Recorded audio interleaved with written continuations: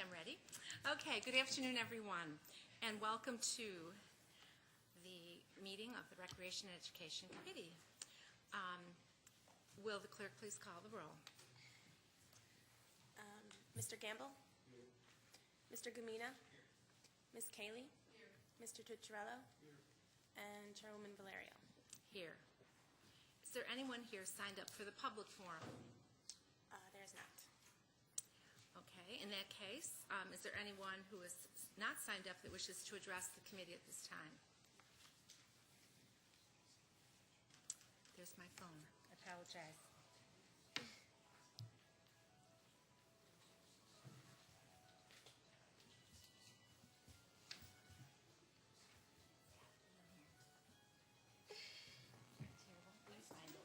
Do you want me to?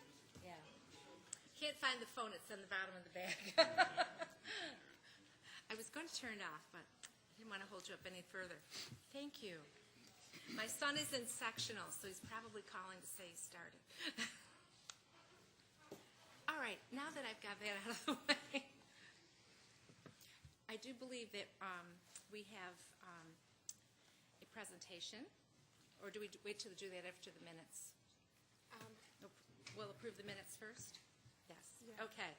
So the next item on the agenda is the approval of the minutes. You have the April 27th, 2010 minutes of the Recreation and Education Committee before you. They will stand approved unless the clerk is notified of any changes by the end of the day. And as I was mentioning, we do have a presentation by members of the parks staff.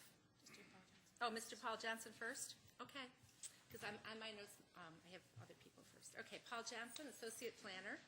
We did that. Did it already? No, I'm sorry. Continue. Yes, okay. Sorry about that, guys. Associate Planner of the Planning and Development Department will now give a brief overview of the 2011-2016 Capital Improvement Program as it pertains to the Recreation and Education Committee. Paul? Thank you, Madam Chair. Everyone should have a copy of the County Executive's proposed 2011 to 2016 capital program. I will take just a moment to describe the process we used to develop this and highlight a couple of the program areas that are of interest to this committee. We begin in the fall by asking departments to prepare projects for inclusion in the capital program. This year, we made an effort to establish some target levels of funding and an overall target of a 20% reduction in all funding sources for our capital projects. We actually achieved a 24% reduction over last year's 6-year program. The program is developed by a committee of administration departments, including the chair of the Deputy County Executive, as well as folks from the Budget, Finance, Planning and Development, Engineering, Transportation, and Law departments. The County Executive submits to the County Planning Board her initial program. The board did review and recommend this 6-year program. In that process, they held 3 public information meetings to get public comment on the 6-year program. This document that's now in front of you, under the charter, you're required to hold 1 public hearing. Hopefully you will schedule that at your June meeting and then conduct the hearing in July and adopt the program at that time. There are no funding approvals associated with the legislature's action on this program. That will happen in the fall when the operating budget is submitted to you. It will include a capital budget, which is the first year of this 6-year program, the 2011 list of projects, at which time you'll be asked to formally approve funding for those projects. The specific sections I'd like to go over, let's start with the parks, which is on page 45 of the document. There have been a number of changes from last year's program. There's 1 new project, tennis court rehabilitation, which involves 15 tennis courts spread between Churchville, Grease Canal, Ellison, and Webster parks. There have been a number of scheduling changes to projects. The Owaka Creek Park project is actually advanced 2 years in the program, but the funding has been decreased. Likewise, Mendon, Churchville, Highland Park projects have moved out 2 years from last year's program, and the Seneca Park project has moved out 1 year. If, again, you were to compare this list of projects with last year's program, you would find that a number of parks improvement projects have actually moved out of our 6-year planning horizon. That includes Black Creek, Ellison, Northampton, Genesee Valley, Durand Eastman, and Grease Canal Park. Moving to the community college program, which you'll find on page 17, there have been a couple of scheduling changes to projects. The Public Safety Building, Building 21 project, and the Parking and Loop Road project have been moved out 1 year. And the North Academic Building, Building 6 renovation has actually moved out 2 years. And there have been some cost changes to the Property Preservation and Technology Project Phase 2 to spread those over 3 years. And the final program category I'd like to cover is the library system, which you will find on page 22. There's only one change to this program.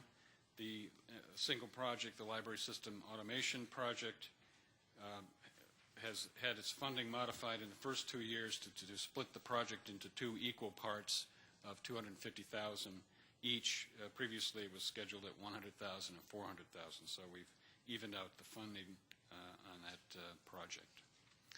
And that, Madam Chair, is a quick summary. I'd be happy to take questions either now or when you get to that item on the agenda. Okay. So wait for the questions, or would you rather ask them right now? Do you have a question? No? Okay. Then thank you very much. And we also have a presentation by Mark Quinn. Thank you. I'm here to introduce the Plant of the Month, Spirea. What we're going to be doing every month is to bring in a new plant, something of interest that time of year. So right now, as you can see from the examples we have here, Spirea is beautifully in bloom.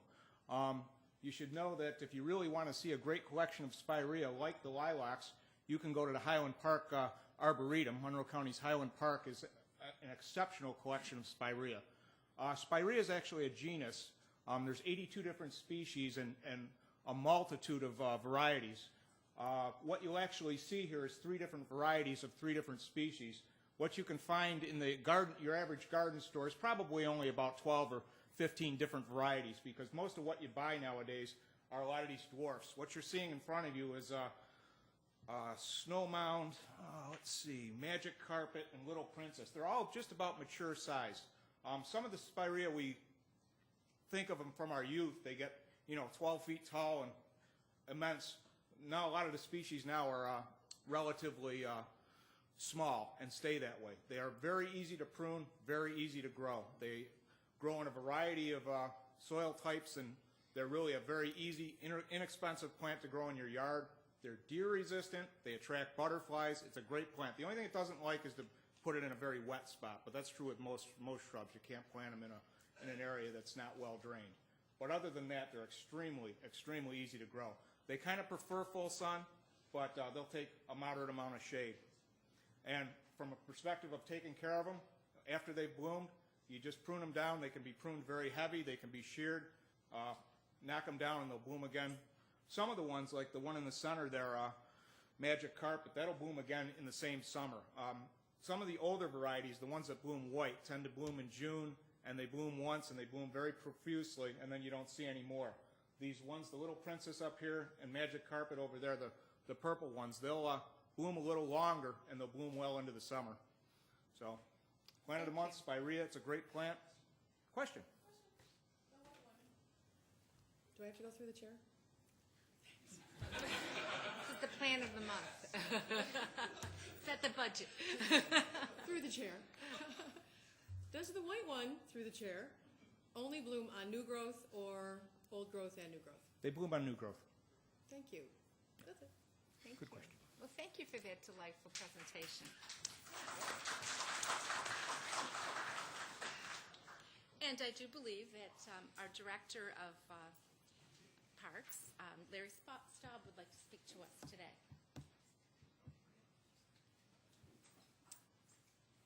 I see he has Rachel August and Larry Sorrell. It's got to be about the zoo.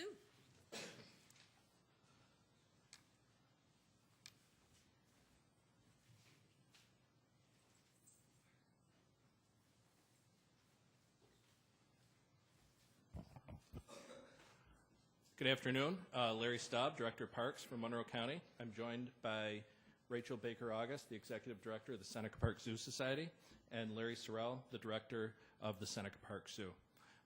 We wanted to just do a very brief presentation on the new lion exhibit that's being planned for Seneca Park Zoo.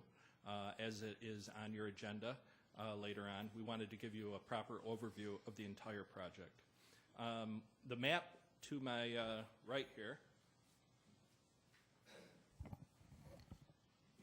delineates the 1991 master plan limits. When the county executive authorized expansion of the zoo beyond Rocky Coast back 5 years ago, at that time she made a commitment to stay within the 1991 limits of the master plan. So what this does is show you the outline of those limits. Right here, the Rocky Coast, and then from there you have an empty area. You have our new baboon enclosure. You have the new elephant yard and pool, and you have the new elephant barn. What we're talking about today is this area here, which is currently empty.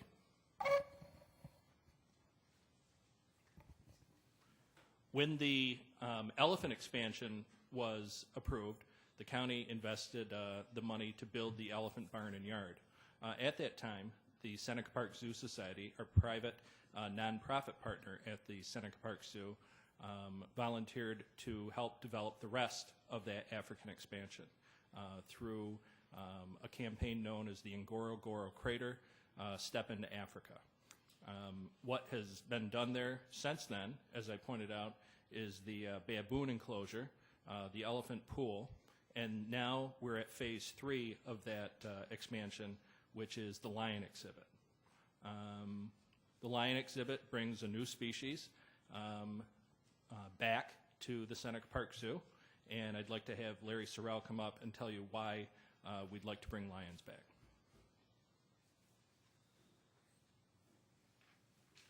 Thank you, Larry. I'm asked a lot why lions, and the most obvious reason is because we don't have them now. We haven't had lions since 1986, and it is, if not the most, one of the most asked for species across the country.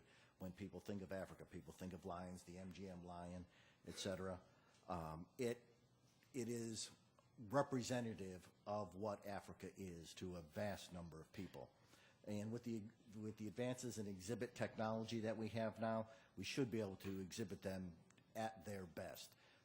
Older style exhibits that were rather drab, rather plain. You saw a pile of lions sleeping in the back. We hope to limit that. Lions do sleep a lot, but we hope to limit that by bringing in a number of things that I'm sure Rachel will talk about a little bit later.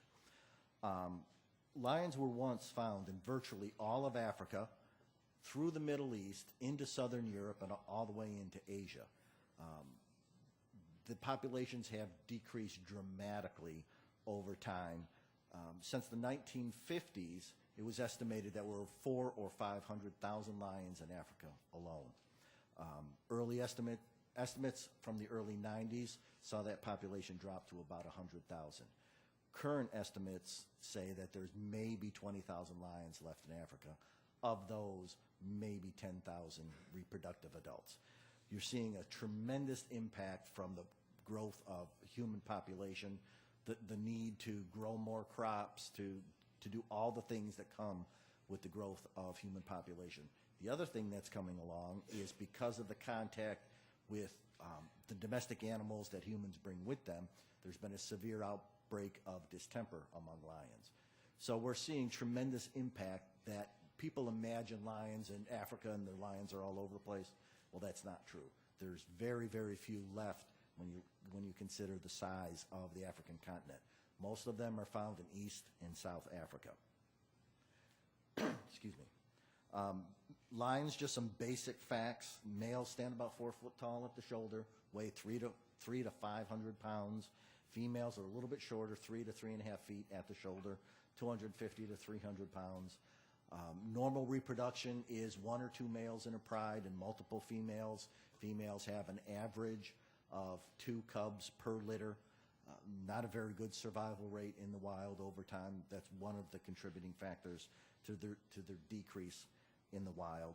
What we plan on doing is working with the Association of Zoos and Aquariums with their species survival plan, which is a national and for some species, international program on reproduction in captivity to advance the population, make sure we have a good reservoir of genetics in captivity in case there ever is a place and a need to reintroduce animals into the wild, and also to make sure we have sustainable populations, particularly in North America, of a wide variety of animals. What we'll do with the lions is work with the Lion SSP. Plan is for us at this point to import 2 young, unrelated animals from Africa to add to the genetic population in North America, and then acquire 1 additional female from the North American population. Probably they will all be young, and within a few short years we'll have active reproduction of lions from both females at the zoo. The young will stay with us for a minimum of 2 years, so we have to manage that. We only have so many spaces where we can hold animals, so we'll have to manage that a little bit. But that's our intent, so that we can add to the genetic population and genetic diversity in North America. It's a little bit like I've heard it referred to as a dating service for animals. What we do know is that there are approximately 328 living lions in North American zoos, AZA accredited zoos, and 99 different institutions. Of those, only approximately 186 are of known pedigree. The rest of them are mutt lions, so to speak. Difference between a championship bloodline dog, for example, and just a pet dog that you have. So that's kind of what we're working with, working at the science so that we have good genetics over the next 100 years for lions, working with the scientific community. That's basically the animal piece of what we're doing, and when we do the referral, we'll take questions. Okay. When the county built the elephant exhibit, we ran into some funding problems because of cost overruns associated with the exhibit. So rather than complete the build-out, some things were left out. One of the capital improvement programs this year that you approved, the previous capital improvement budget, was for the build-out of the interior of the elephant barn to add additional holding areas. Another piece that was left out at the time was public amenities. And that includes bathrooms and also concession areas. We would like to address that in this lion build-out. The current budget, however, that the Society is working with does not include that concession, but you will see in the walkthrough that Rachel will go through, we do have a place held for that. We'd like to include that.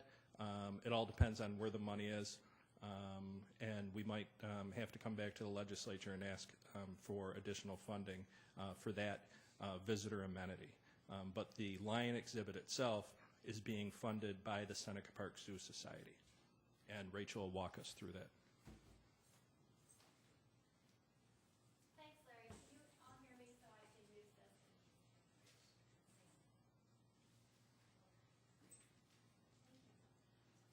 Excuse me, could you just tilt it a little this way? Thank you. Beautiful. Great. This is a really exciting project. As many of you know, we've been talking about this lion, the whole Step into Africa, for many, many years. And this is phase 3, lion exhibit. And right now it's coming in about $4.1 million. The Zoo Society has raised a little over $2 million, so we have about $1.8 million to go. It's pretty hefty still to raise, but we're continuing to push really hard and get the community excited about this exhibit. There are about 50 people volunteer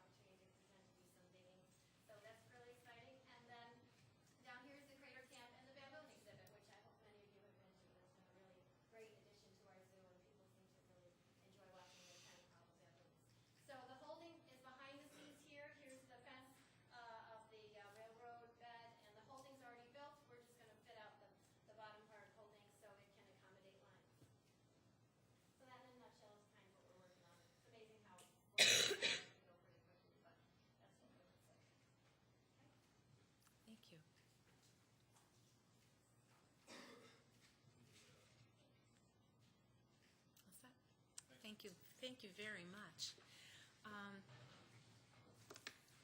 The next item on the agenda is new business. Madam Clerk? Referral 10-152.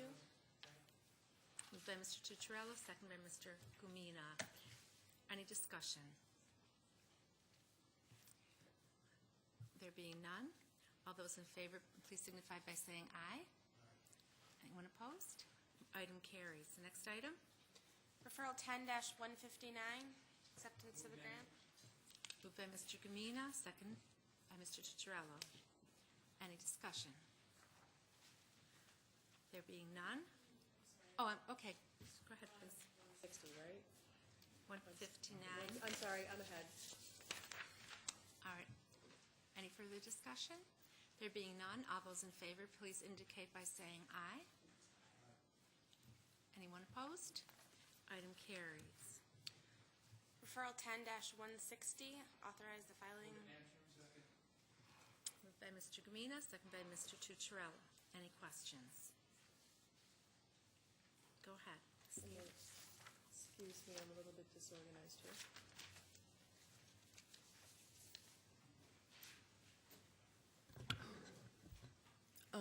Through the chair to Mr. Staub, I'm a little bit confused about the relationship of the lion exhibit with the elephant exhibit and where the lion exhibit fits in the CIP and what part of it, because I heard something said about amenities. Amenities were mentioned in the original CIP, but the lion wasn't. Could I get some clarification, please? Or am I could be hearing the whole thing wrong, so that I need clarification. Through you, Madam Chair, that's an excellent question. The elephant capital project involves retrofitting the interior of the elephant barn and reconfiguring the outer yard to accommodate a third elephant. And that was approved in the capital budget, and then we approved the consultant for that. So that's on track, and we've been meeting with our consultant on that. That's SWBR. The lion exhibit is being financed by the Zoo Society. So that is not a county capital project. What I was, in full disclosure, saying to everyone, because I don't want people to get the wrong idea, is that this restroom and concession building is not part of the lion exhibit. It's in there to show you where it would go and where we would like to put it. It's all dependent on funding.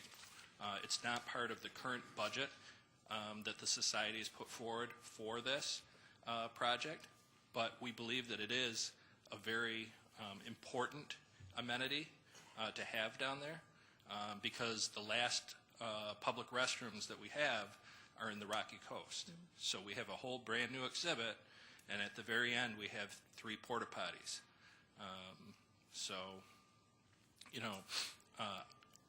We're very hopeful on the bidding climate and the construction climate, and maybe, if the stars all align, it might be able to be squeezed out. We're not counting on that. So we wanted to include it in the design.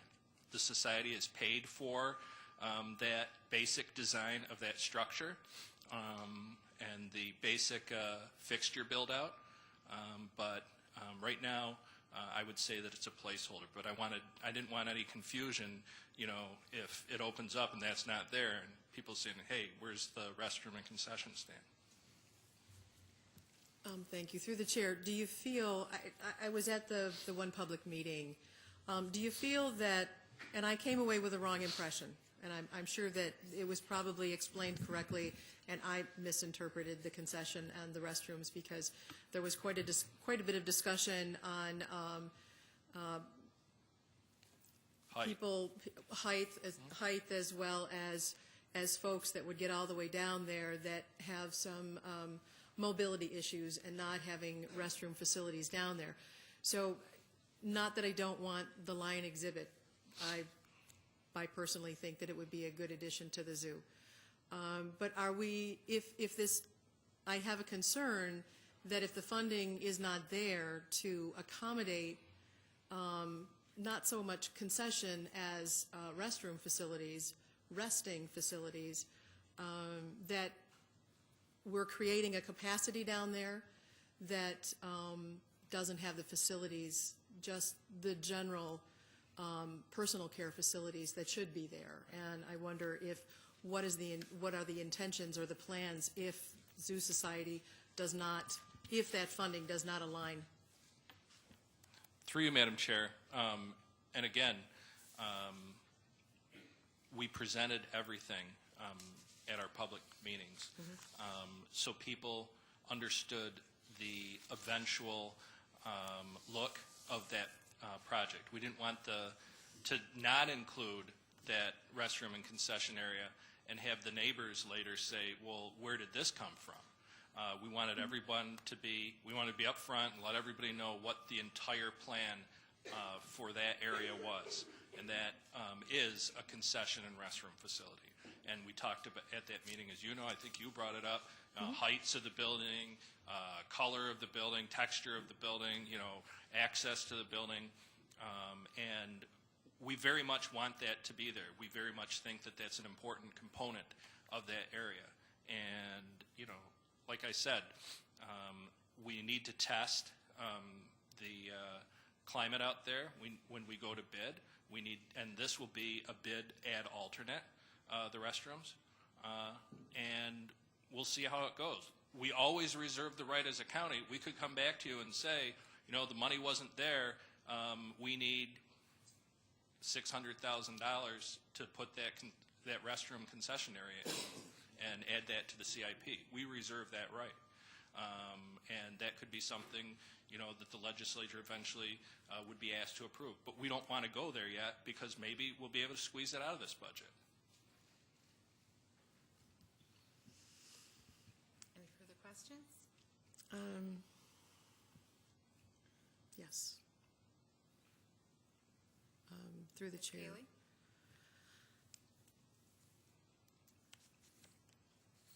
Again, I'll just say that I'm a little bit concerned that it's in there. I understand why, but again, I guess I'm not hearing and perhaps there can't be, I'm not hearing a clear enough plan for the what if, other than coming back and asking for more. And with a project this size, Through you, it wouldn't be asking you for more. It would be asking you for something to begin with because the county hasn't put any money into this right now. This is all. respectfully, it is more, though. I mean, we are getting a lion exhibit. If we had to come back, it would be a more, not to say that it's not. It would be. And it would be necessary. I'm not arguing that. Okay. On a slightly different question, if I may, one more. With the import of, and I believe that this might have been said in the meeting, this would be to Mr. Sorrell, the import of the African-born animal. What is the economic impact on that? And is this part of this plan? Through the chair, the cost of importation is primarily transportation. There'd be very little additional cost. The cost of acquisition of the lines is minuscule relative to the cost of the project. In addition, we do have a trust fund that is funded well in excess of what's needed for this. It's built up over the years through the accrual of interest, et cetera, that would pay for the acquisition. We don't know exactly the cost right this moment, but it's really not that much money. We would have to get the transportation costs at the time, et cetera. The trust fund paid for historically the visiting animals that we have received over the last several years, and we know there's plenty of money in that trust fund for the cost of the lions. And just one more, if you could just give me a little bit of information on the agency or organization that might be in the African side of the acquisition. If you could just go through that a little bit. I'm assuming, I'm not being disrespectful. I'm sure it's not a net. But if you could just give me a little bit of information on that, On the African side, it would essentially be the equivalent of a rehabber here in North America, and we would not get the wild captured, and they're captured because they're problem animals in one way or another. We would essentially place an order to allow those animals to have offspring, and we would get the offspring. That's the essence of it. It's a little bit more complicated, but that's the essence of it. thank you very much. Mr. Gamina. Madam Chair, would like to move for an amendment to this referral. And At through, this time, yes. we have Mr. Helfer who would like to speak about this amendment. Thank you, Madam Chair. I forwarded a letter to the President of the Legislature and members of the committee regarding a notice that the county received yesterday that the maximum possible grant amount that could be applied for under the program that's noted in the referral has been revised downward by the state from $600,000 to $400,000. So I wanted to bring that to the legislature's attention and also respectfully request that an amendment be adopted to the referral to the first 4 specific legislative actions in the amendment draft that was attached to my letter that would reflect that change from $600,000 to $400,000.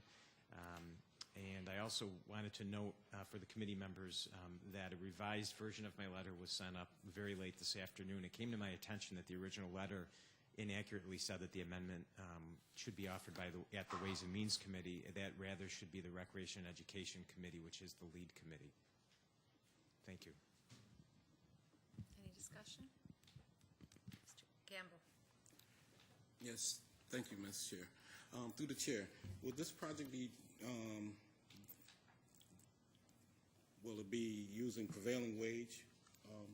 Will we put in a bid for this? Through you, Madam Chair, the answer to that question is yes. While the Zoo Society will be financing the exhibit, the procurement portion will be done by the county. So it'll follow all county procurement rules and regulations. Thank you. Any further questions? Mr. Gamina?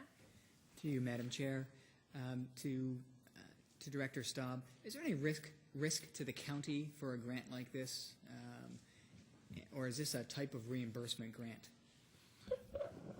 Through you, Madam Chair, there's absolutely zero risk to the county associated with a grant like this. And believe me, Mr. Adair wouldn't let us put this through if there was. This is a reimbursement grant, as you pointed out. So the society needs to spend the money first, provide us with the documentation. We then submit that to the state. The state then cuts the check, and then we act as a pass-through to reimburse the society. So there's no outlay of county funds associated with this grant. It's an outlay of society funds.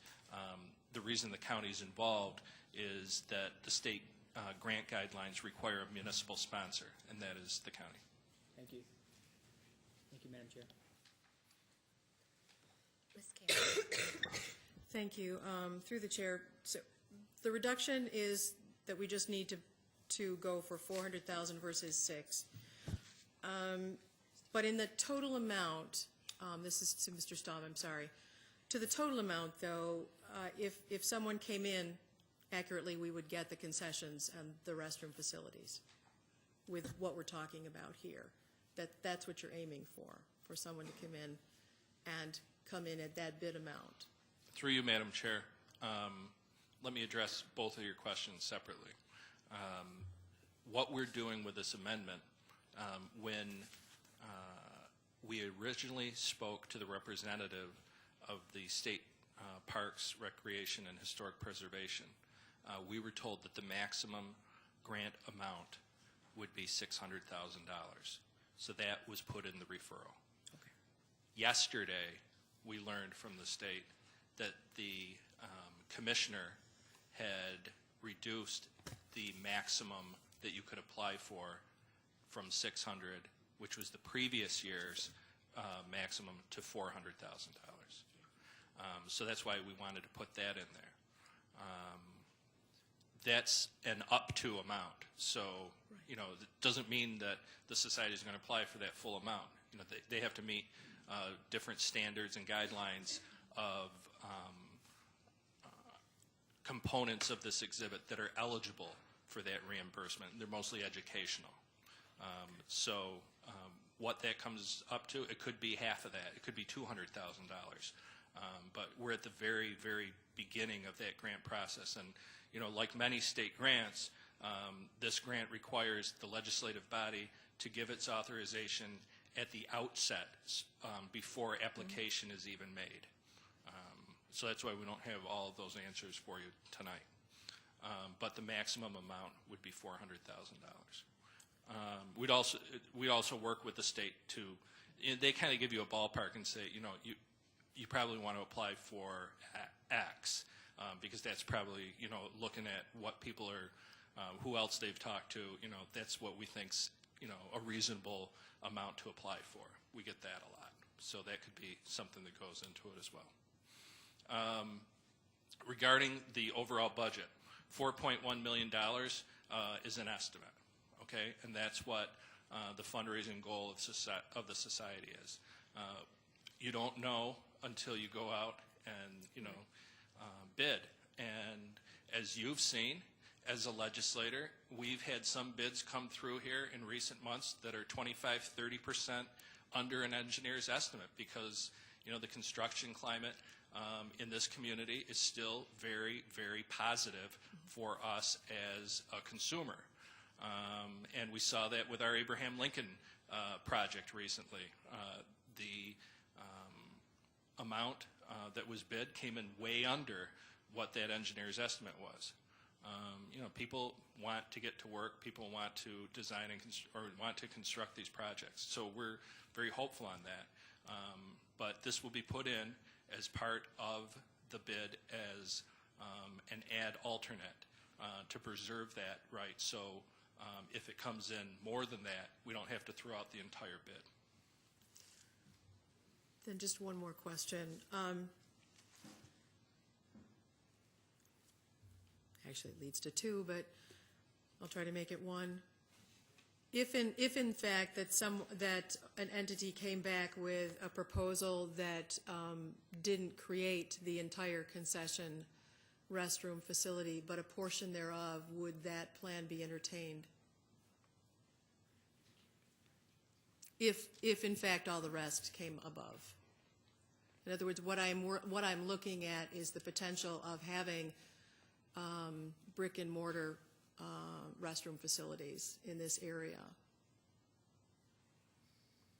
Through you, Madam Chair, if I'm understanding your question, that's what the ad alternate would be brick and mortar restroom facility without a build out of concession equipment. Right.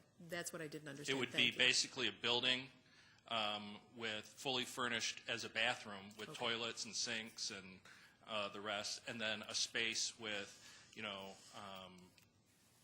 plumbing hookups and electrical tie-ins and such for kitchen equipment. Thank you. Any further questions? Thank you, Madam Chair. Through the chair, to Mr. Staub. Could you give us an update on the penguin exhibit? What's going on with that? Could we just stay with the Oh, I'm sorry. amendment first? Oh, I'm sorry. Yeah. Okay. And then we can do that as part of Yes, whole Madam business. Chair. Okay, so this time, there be no further questions. All those in favor of the amendment, please signify by saying aye. All those opposed, item carries. Now back to the original motion. All those in favor? Aye. None opposed, item carries. Okay. Are there any other concerns to come before this matter at this time? Mr. Gamble, you may ask that question. Sorry about that, Madam That's Chair. okay. Mr. Staub, could you please enlighten me about the penguin exhibit? What's the condition? Is the pool going to be operational this year? Where are the penguins going to be? Is the water still leaking? How much is leaking? Or what are we doing? Could you give me an update, please? Through you, Madam Chair, certainly. The penguin exhibit remains open. A few months ago, when I last appeared before the legislature on that subject. I had reported that we had filled in the pool with wood chips at the time and had drained the pool. So the pool is no longer leaking any water. It's filled with wood chips just for the penguins' safety, so they're not diving into a dry pool.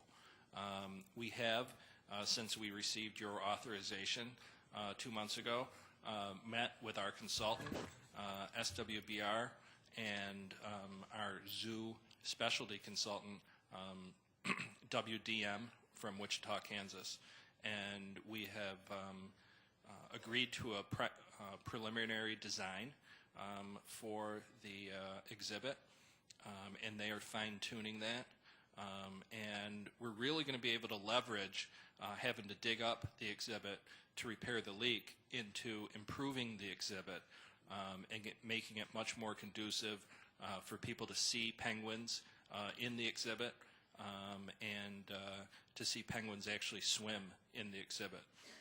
The old exhibit, the one that's currently there, has a lot of hiding spaces for the penguins. I was there the other day, and I asked how many penguins were out because I could see 3 poking their heads out of these holes, and they told me there was 18 on exhibit because the rest were behind the other 3. The new exhibit eliminates that because it provides more areas for them to be secure but still visible to the public. Also changes the configuration of the pool so that the penguins would be more enticed to go into the pool. So I think it's a win-win for everyone. Fix the leak and have that long-term savings, but also have long-term benefit for both the penguins and the visitors at the zoo. Thank you.